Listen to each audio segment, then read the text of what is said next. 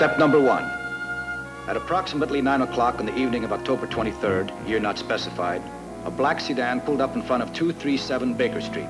A one-time attorney, George Christo, entered the premises.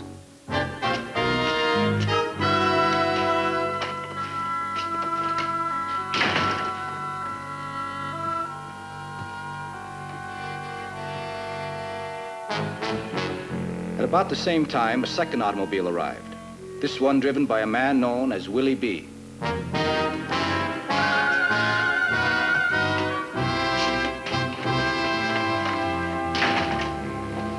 Where's Joe? Don't know. Just got here. Give me a minute, huh? Be right there. Yeah, Joe.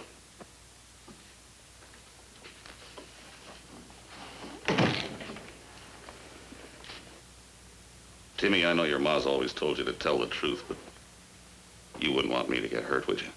Was he a bad man, Uncle Joe? Yeah, real bad. So let's make a deal. We don't say nothing to nobody about this, okay? They wouldn't hurt you for killing a bad man, would they? Sometimes they don't give you a chance to tell them. So you and me, we say nothing. To nobody.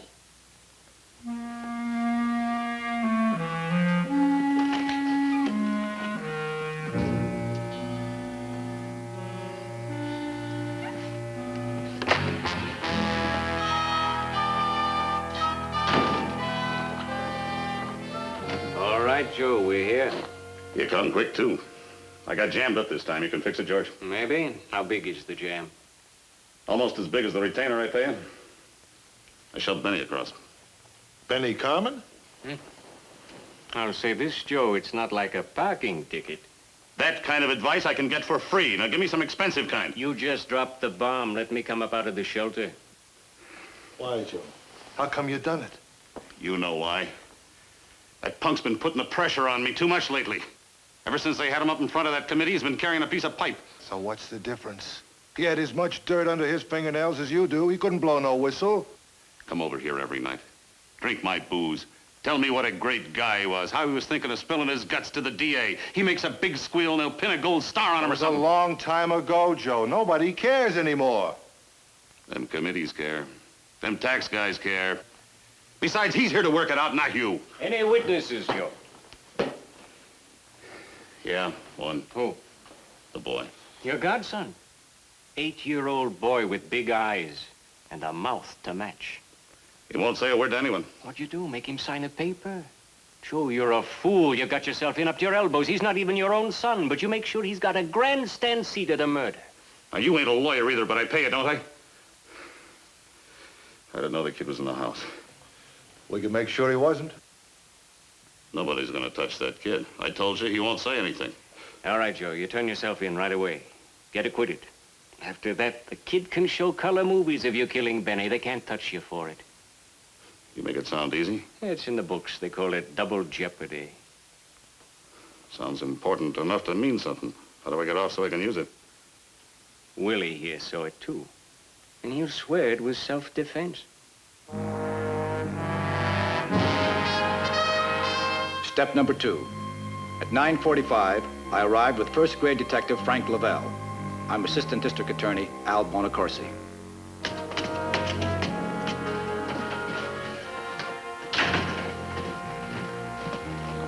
Mr. Bonacorsi. Christo, you know my client. Danzig, I know, yeah. What are you playing now, theatrical agent? That's the only way he could be a client. Habit. You know how it is, Al. How long has it been since you were disbarred? Why? We weren't on a first-name basis then, either. You want to make a statement, Danzig? My name is Joseph Danzig. I live here. I got nothing more to say on the advice of my counsel. When did Willie pass the bar? On the advice of my counsel, I got nothing more to say.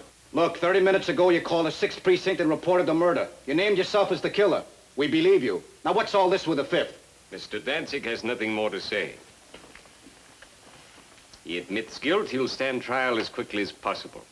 I'll get a flag and gavel. Maybe we can hold it right now. We'll be at your disposal when it's time for the arraignment. Let me guess. The plea is self-defense. It'll be entered when it's time. I'm sure you'll be notified. The only way you can get into a courthouse is to pay a fine. Who's going to represent him? Mr. Danzig will be his own counsel. Up until now, I couldn't figure how Willie here fits into it. You've thought of everything. What? When Danzig gets to court, somebody's gonna have to hold his idiot cards.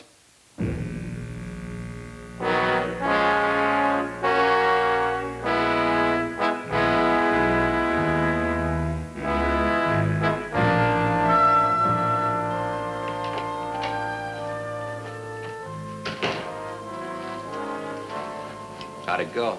DA wants a dismissal. Figured, didn't it? Yeah. This hoodlum Danzig, we've been trying to get him into court the past 10 years. Now he wants to walk right in, of his own volition. And we gotta tell him no. Well, what did the boss think? Double jeopardy? And he's right.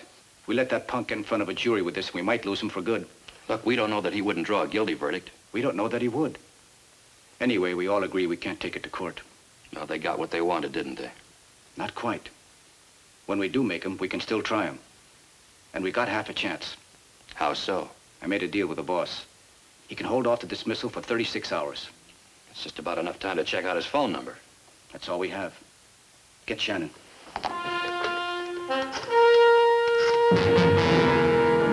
Step number 3. Special Investigator Shannon was called to a meeting in the usual place, the back room of my uncle's wig shop on West 46th Street. Benny should have been found face down in the Hudson or some empty lot. That's it. Danzig makes the murder call himself. Cops out that he did it. Hands over the murder weapon. The whole enchilada on a silver tray. It's too neat. This bit about him being his own counsel. Now, Al doesn't go along with me. But I think he and his jailhouse lawyer were working for a dismissal going in. How about Willie B? Think he'll send up a flare? Only part he fits is the witness. Danzig will plead self-defense. Willie will perjure himself from here to New Rochelle. 36 hours. I doubt if I could check his credit rating in that time. As it stands now, Danzig figures he'll be acquitted. We're probably right on the target with Willie B, but we can't prove it. But why this sprint to the courtroom? Unless maybe Danzig thinks this rap could give him future trouble. New evidence. Something. Once he's acquitted under the Jeopardy statute, he's home free. We can't touch him. Maybe a witness, a legit one. Wouldn't Danzig eliminate any witness? Could be it's someone he won't. Somebody who could testify against him. It can't be one of his playmates. He wouldn't talk. It can't be a stranger. He wouldn't live. It's a start. Pick it up. See if it goes anywhere. Pretty thin, Al. I'm gonna need more time than we got. That's what I told the DA when he offered me 24 hours. The newspapers are going to be pushing for Danzig's trial. We can't hold him off. Okay. I'll nose around. Where do you two come up with cases like this? You couldn't stumble onto them by accident. This is a first-class operation, Shannon. Good hours, good pay, interesting work. You sound like a recruiting poster. You didn't leave out a thing. I've even got a 3-day pass.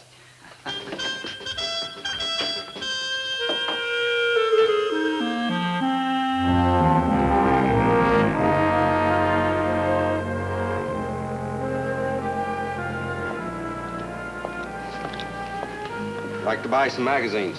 Help yourself. I got them all. These all the latest issues? You bet. Hey, what do you think about this space stuff? I never bothered to read it. Why? I want to tell you, it won't be long before we'll all be up there in space. Every man, woman, and child. That's so? You bet. It says here them spaceships have already been up to the sun. That's quite a piece, you know. Uh-huh. Millions of miles.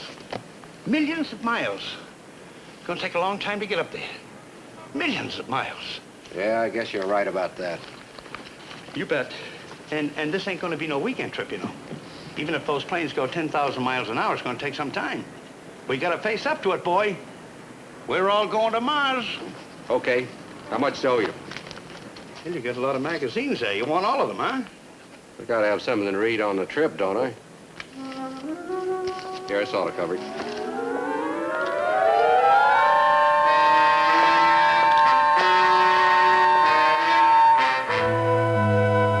Step number 4. Posing as a magazine salesman, Shannon began a regular check of the residents of Danzig's neighborhood.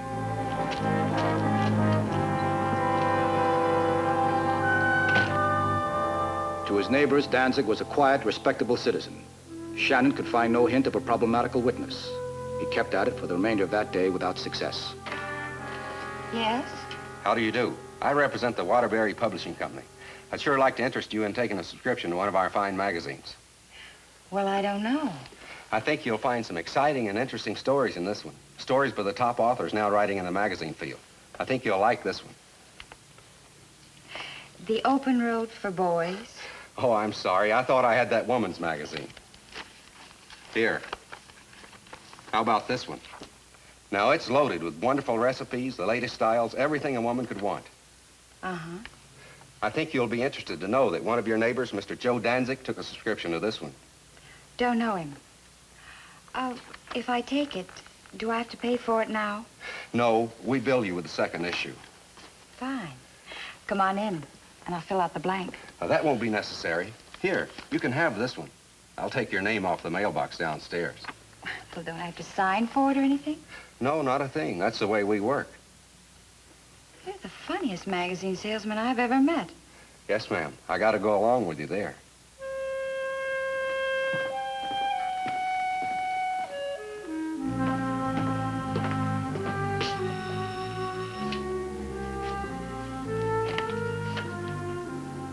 And that's the way it went. Shannon stubbornly maintained his front as a magazine salesman. Carefully, he would lead his prospective buyers into conversation about Danzig. Still, he could come up with no information.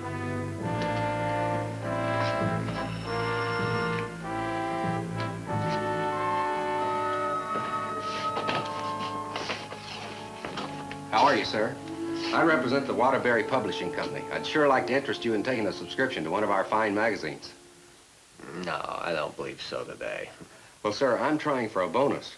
You see, I've signed up almost everybody on this side of the street, and I'd be grateful if I could sell you. Well, I buy most of ours on the stands, you know. I've signed up the Wilsons, the Rosettis, the Danzigs. Joe Danzig? Yes, sir, he's taking 2 subscriptions. Well, I'm not surprised to hear that. Him and that kid of his. Let me tell you something. He invited my boy to his place to a birthday party. You know what he gives every youngster there? No, sir. A full cowboy suit. My kid was after me for months to get him one. Then his bird Danzig hands one to each kid at the party. You say he has a boy? Yeah, it's not his real kid, a godson, something like that. His name's Timmy. Boy, he sure made me look like a bum in front of my own son. I don't know where he gets the money to do a thing like that. Must be in the hock for the rest of the year. He's a big spender, you know. Uh-huh. Would you happen to know if the boy is there now? Oh, I get it. Hey, you guys don't miss a trick, do you? You didn't know about the kid, now you want to peddle a book for him, huh? Yes, sir, that's right. Well, I don't mind helping you out. No, the boy don't live with Joe steady, but I see him out in the street playing 2-3 times a week. Thanks very much, sir. Hey, that's a fast. Thought you wanted to sell me something. Here, have these on the company.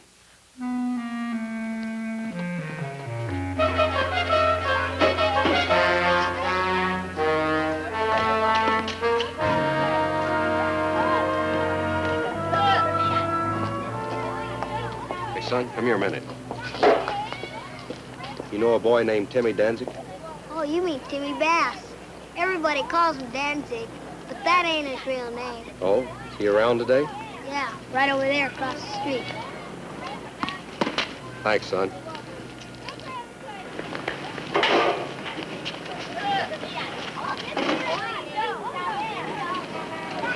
Hello, son. Are you Timmy Bass? Yes, sir. I'm a friend of Joe Danzig's, Timmy. I'd like to talk to you if I could. It's all right, son. I just want to ask you a question. You live here in the neighborhood with Joe? Don't be afraid, Timmy. Hey, I tell you what. How about going down the street and we'll have an ice cream soda? How's that sound?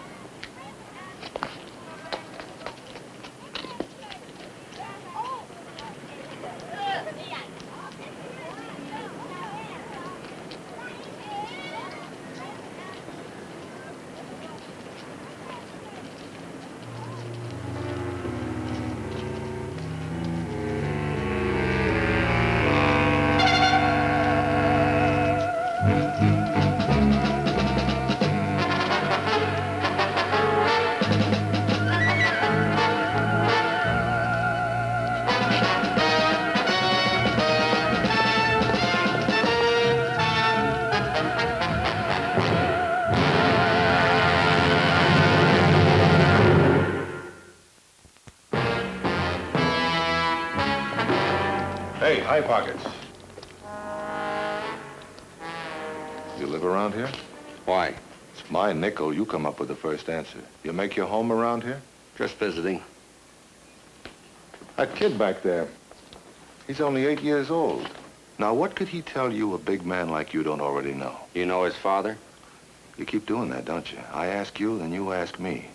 Well, this time I ain't asking, I'm gonna tell. Now, there's two things we don't like around this part of town. Strangers talking to kids. What's the other one? You.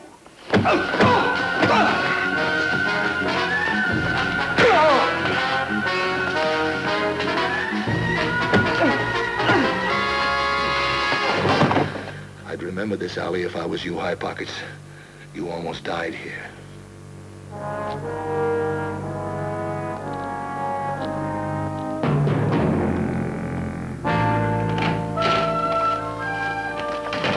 That's it. We ran out of time. The boss is holding his press conference in 15 minutes. Well, now that we know about the boy, can't we hold off a little longer? No sale. And I have to go along. The DA says it's not definite that it was the boy that we were looking for. Maybe he was the witness, maybe not. We can't play at Sherlock Holmes. Get him in here. Shannon's all right, huh? Yeah, he's got a few aches and pains he can't find yet, but he's okay. All right, in here.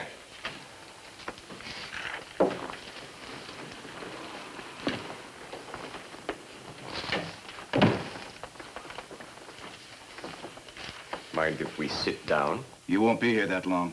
Mr. Danzig expects every courtesy from this office, Bonacorsi. You... Cut the summation, Christo. Danzig was asked here to be told that this office has decided to ask for a dismissal of the indictment against him. What's that? Your reception's good. The district attorney's not prosecuting this case. You mean I'm not going to trial right away? That's it, Danzig. Now, you listen to me. I got rights.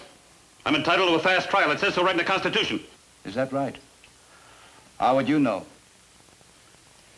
You never got past the Fifth Amendment. Fine country, ain't it? Man wants to go to court to clear his name. Cheap shasters like you won't let him. You'll get your chance, Danzig. But when we get there, let's both have a case.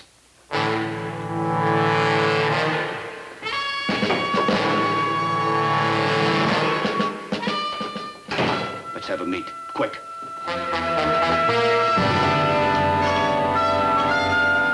I was afraid we couldn't make it go with that time limit. Unless I'm wrong, things will really start to fester now. Shannon, we got to stay on top of this every minute from here on in. There's no question that you and Al had it pegged right. They were in deep shock when they got the word. That little boy's in real trouble if we were right. We checked it out. He goes to school near Stuyvesant town. We got his home address. He lives with his mother, Ina Bass. Now, Danzig's pretty fond of the boy. But if he knows about the murder, I think he'll forget he ever knew him. That punk Willie B didn't dry clean me just because I was talking to the boy. It all adds now. You're a little too armed to be doing this all by yourself. We'll keep you inside the rest of the way. You want me to knock on Ina Bass's door? Right away. That magazine dodge will do. Yeah. It's been so lucky for me up to now.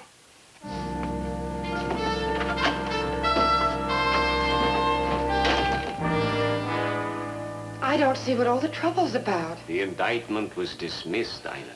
Well, Joe gets off, so what's the difference now? Will you put it in small words for her, George? Ina, a dismissal means they can always get another indictment. If we'd gone to trial and gotten Joe off on self-defense, they could never touch him again. But this way, we'd have to hide the boy out indefinitely.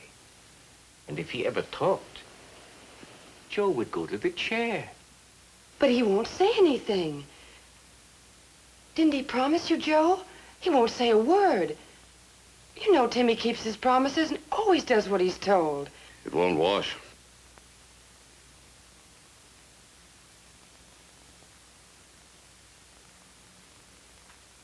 No. I'm not going to let you do anything to Timmy. Joe, you're not going to touch him. Ina. Joe has no choice. He loves the boy. He's proven that. This is just as hard for him as it is for you. What? Timmy's my boy, not Joe's.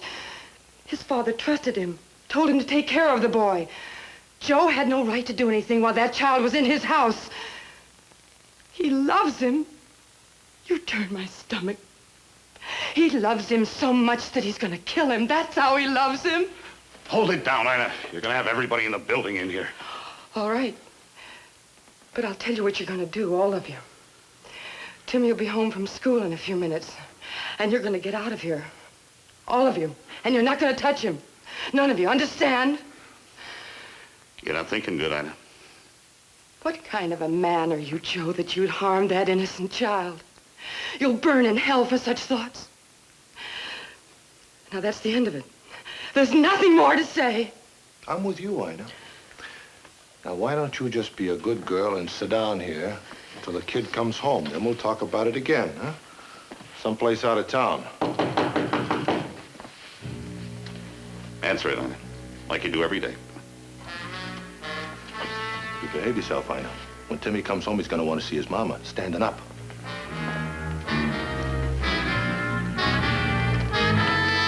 Good afternoon, ma'am. I'm from the Research Bureau. We're conducting a survey. Yes? You have any children? Yes, a son. Of school age? Yes, he's in the 3rd grade. Are you satisfied with the education he receives in school? I guess so. Is your son at home? No. I wonder if I might come in and talk with you. Well, you're really on the move, ain't you, High Pockets? Now, you tell us about that Research Bureau. Come on. Talk about yourself before I scatter you all around this room. At this range, you could do it.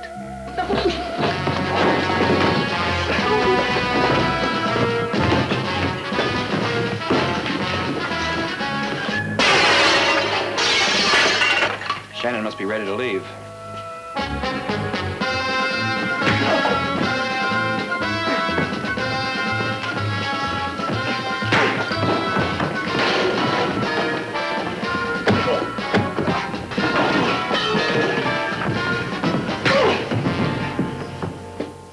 What are you, the referee? Maybe we can accommodate you in that trial now. I don't see how, unless you're trying assault and battery cases. Go ahead, George. Call me a liar. Who are you, fella?